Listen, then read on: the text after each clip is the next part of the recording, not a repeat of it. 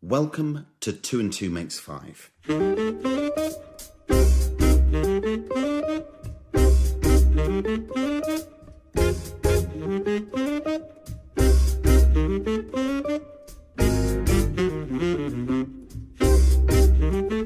What makes a good conversation or a good dialogue with someone? And you know it immediately. So you sit down. How do you create time for people? How do you create the space that people can walk into? At work? Yeah, anywhere. It's as if, first of all, you were the only thing in the world for them. I think it's taking the opportunity when you sense someone needs to say something, absolutely encouraging them to be able to say it. And the possibilities are endless. There aren't many people who can talk, what's the word? Well, simply and practically about what it is to communicate with other people, what it is to open somebody up. Why do you think I'm interested in having this conversation with you? Probably because you're a friend of mine and you think I'm fat. See, one of the things that people say about people who can have these great conversations a lot of the time is, oh, well, that's because they're like that. They're born like that. No, I don't think so. I think that's nonsense. I think we apply it. Once you apply it on a regular basis and practice with it, then actually it becomes more obvious. If you're wanting information, some people are very good at listening to and memorising information. That's great listening, if you want to do that. If you want to listen in the sort of way that I listen as a therapist, it's not about information. It's about a lot of other things. So you know, it depends what you're listening for. It depends what context the listening is being done in. What makes a good conversation or a good dialogue with someone?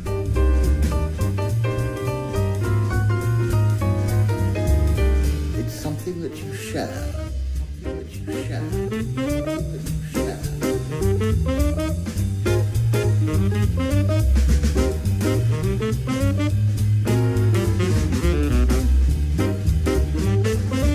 Welcome to 2 and 2 Makes 5, a programme of modules on dialogue designed with you in mind. I'm Carl. And I'm Julie. You'll be hearing more from some of the voices you've just been listening to throughout the programme. When it comes to learning about dialogue, we think it helps to hear examples of real people in real situations. Yeah, and to help us explain more about the programme, we thought it might be useful to create this short, animated introduction, so you can understand a bit of the background to the idea, and we can describe how you might get the most out of it. So the idea is a simple one, really, that by improving the quality of your conversations with clients, with partners, with each other, you can significantly improve the quality of the outcomes. Yeah, so you get richer, more creative ideas, quicker solutions, and stronger, more powerful relationships. When you think about it, a huge proportion of our lives, professional and personal, is spent talking to each other. It's almost like breathing. We do it all the time, but we rarely think about how we do it. No, well, most of the time we don't need to. Most of us, I think, by and large, get on well enough in our everyday conversations. Yeah. But sometimes, when the stakes are higher than normal, it's important, essential even, that we do more than just get by. Sometimes, when it really matters, we need a conversation to change things, to have an impact on the status quo. We need to actually get somewhere. We need a conversation to create something new. Now, I suppose on one hand we're talking here about moments of opportunity. Like when you're in a position to create an idea or a solution, an alternative way of doing things. Or, on the other hand, maybe it feels less like an opportunity and more of a problem you're faced with. A difficult problem, a business-critical issue that demands deeper thinking than normal. Or maybe a personal issue with someone. Yeah, those can be especially tricky.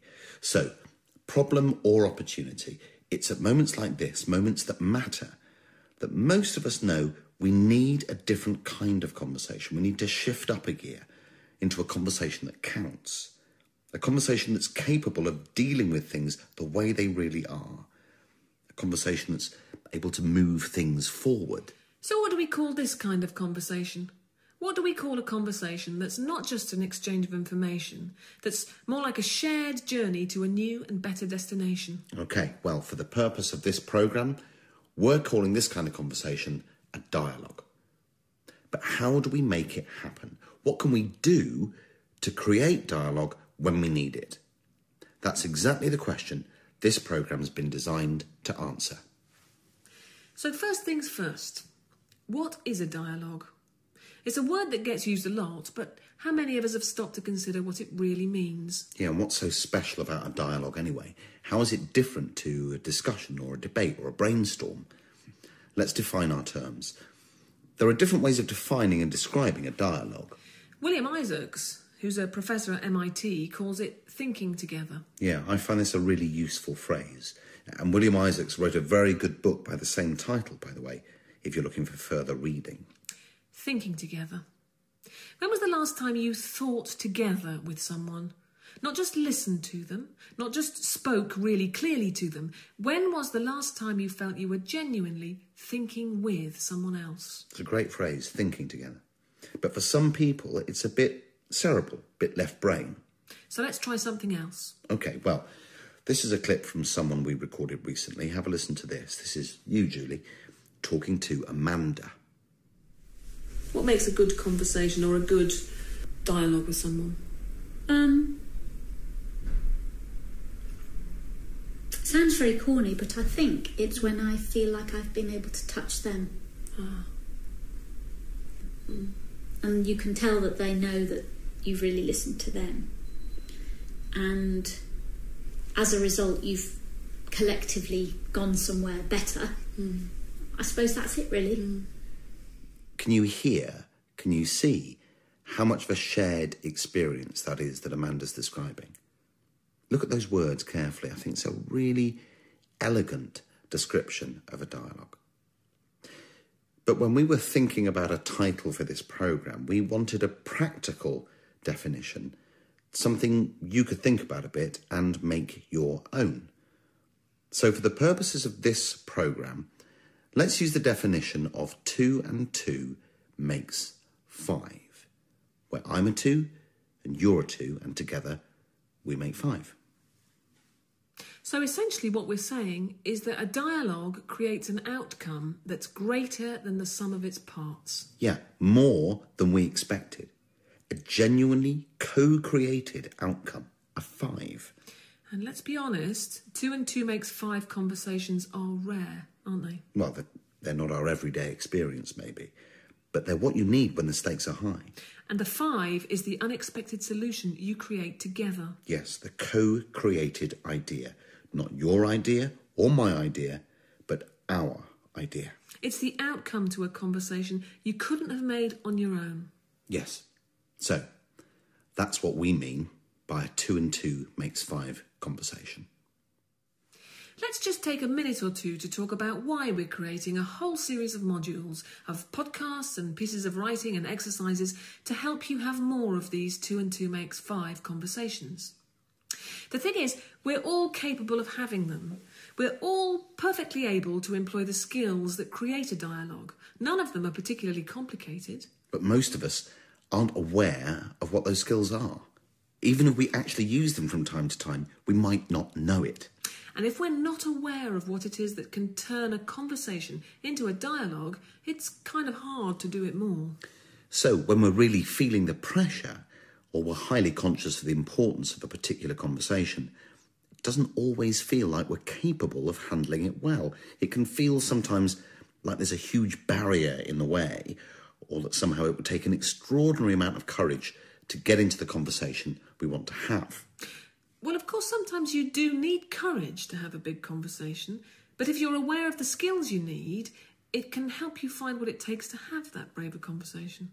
And the reason we've created this programme is to help you become aware of what those 10 core skills are. So when you need to, you can turn up the dial marked dialogue, and instead of banging into the same old problems or getting stuck and frustrated at the lack of movement and energy, you can start making some 5s.